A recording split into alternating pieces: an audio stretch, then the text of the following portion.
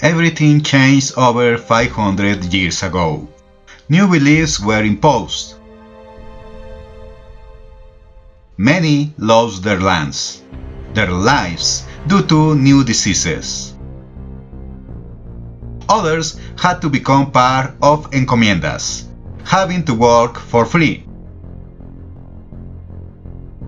And even something as simple as dressing changed, suffering even in that censorship. The attire of warriors, rulers, priests, and many women's hairstyles disappeared. A clear example of this is seen in men, who had to be dressed to avoid seeing them semi-naked. Even some privileged individuals close to the Spanish dress in Europe fashion. But despite all this opposition, especially in women's clothing, the survival instinct of their beliefs sought to make its way. Obviously, new social classes were formed, with the most numerous now called Indigenous. Of course, the Spanish and Criollos called their own clothing Indigenous, a term that many in Mexico still use to this day. And so fashions came and went, but with few exceptions over 500 years,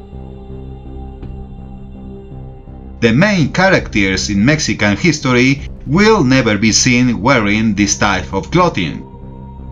Heck, not even some who came out of these communities wanted to wear these garments.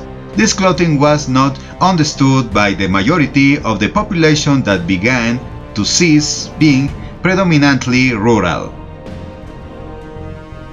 to urban populations, especially in the 20th century, where there was significant migration from rural areas to big cities. And while this clothing evolved and had to adapt since the arrival of the Spanish, it is itself a form of greeting. For example, which old words use plastic, which obviously did not exist 500 years ago. So, these garments and the new called crafts are open books that tell us about creation myths. The division of the cardinal points, stars in the sky, the sun, the moon, the representation of nature they have in their communities, mythical animals, the colors of the weavings that also have symbolism. In short, there are no less expressed in fabrics, clay, plastic, etc. Knowledge that very few outside for these groups know. And of course, their process of creation and dissemination has changed over hundreds of years. Well, obviously, all these works are handmade, with creators being both men and women, but in the case of clothing, a large percentage is made by women.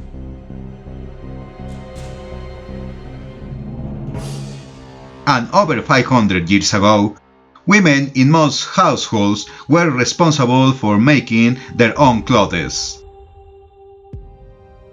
for themselves and their families. These practices were formative in those societies. And of course, depending on the social stratum to which you belong, the richness of designs and materials was more complex and luxurious. Obviously, everything was manual labor that took and still takes weeks or even months of work to create a single garment. This was not completely lost, although many communities or new generations began to lose those skills. But in terms of textile productions, especially in our modern era, it began to transcend the homes of those who created their own clothes and other household items. They started to be sold to consumers outside their communities, starting to sell their products to what are now called tourists throughout Mexico. Much of this work has not been truly valued for a long time, and how many people haggle over their work, when if they were to make garments of these mostly called handicrafts themselves, they would see the work, effort and time it takes to create these works just to steal one to pay them less than that their works cost. But well, the sale of what are now called handicrafts takes place in many places in Mexico.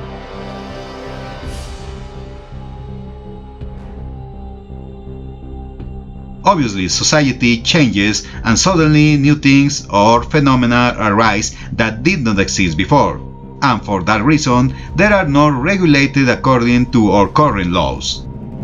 Since generally the law is often a step behind new social phenomena. Thus, all these types of clothing and handicrafts that reflect the worldview and beliefs of these communities suddenly began to plagiarize by many designers inside and outside of Mexico in the globalized world, as well as used by huge companies. Plagiarism that occurs from the moment they reproduce their designs without any consent from the original creators, and for not giving them credit for their work or even royalties. Thus began the exploitation of their culture by both nationals and foreigners. As we have just said, not long ago, this type of clothing and objects were considered insignificant and only for indigenous people. Copies began to appear in famous stores, fashion runways, and commercialization on the internet without the creator receiving recognition or any benefit.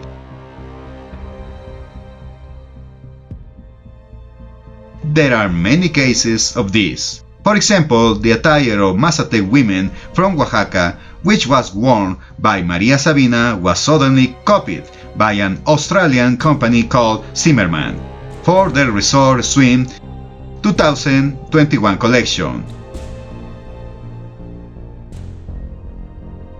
While the Mazatec outfits consisting of an ancestral Mazatec huipil represent the paths of the region, its flora and fauna for them. The foreigner company was simply selling them as mere beach dresses. This sparked controversy, which forced Zimmermann to apologize and withdraw the machine-made garments, unlike the handcraft ones made by the weavers.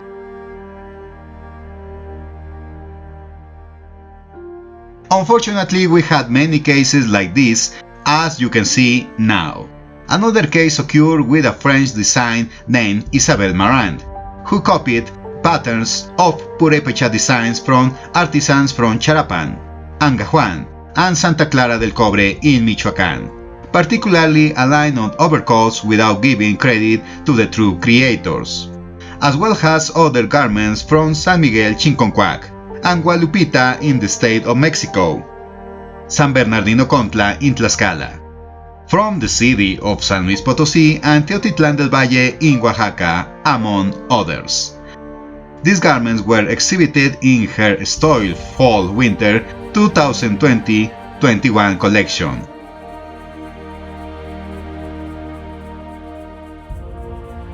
Ralph Lauren, an American brand, had to apologize after accusation of plagiarizing Mexican textile designs. This company made a jacket in which they appropriated designs from indigenous communities from Contla, Tlaxcala, and Saltillo in central and northern Mexico.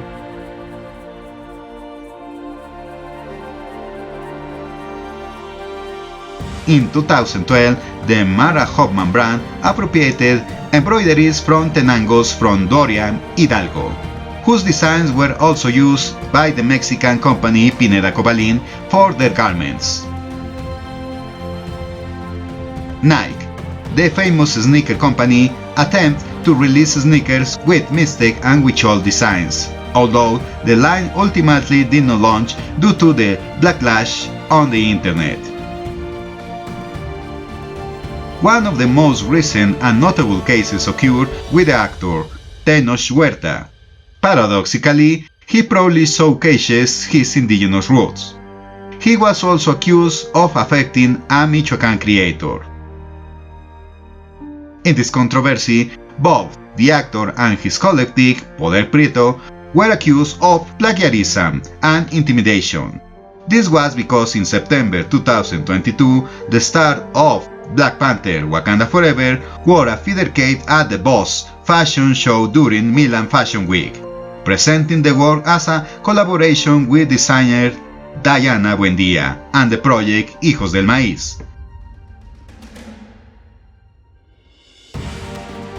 However, the true creator was the artisan Feliciana Bautista from Michoacán. Her original design, created as a shawl, was modified without her authorization to become a cape. In short, for hundreds of years, there have been many thefts from indigenous communities.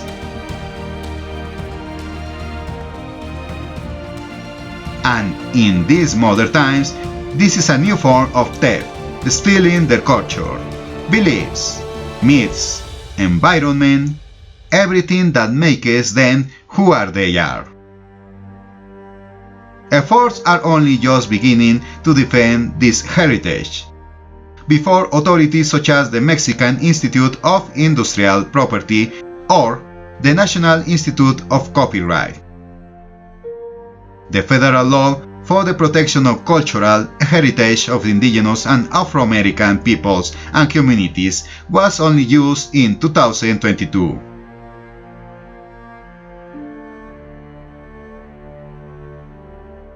Unfortunately, the defense of these types of heritage is still in its infancy, except for some exceptions. But the reality is that the protection of all this richness in most of the country is minimal or non-exist. However, facing these types of plagiarism is a new reality that communities must confront, yet it is also an opportunity for their work and their worldview behind it to be protected.